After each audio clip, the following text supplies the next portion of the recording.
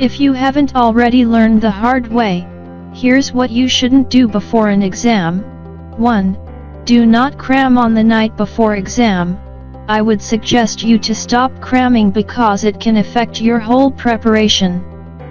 You should just keep on revising the studied topics. 2. Do not ask your friends that how much they have their preparation because it can affect your preparation. Because when you asked from your friend about their preparation, if he said that he only revised 2 chapters and you have studied 5, then you slows down your preparation and it can affect your exam. In short way, don't compare your preparation to anyone. 3. Stop using social media during exam days. 4.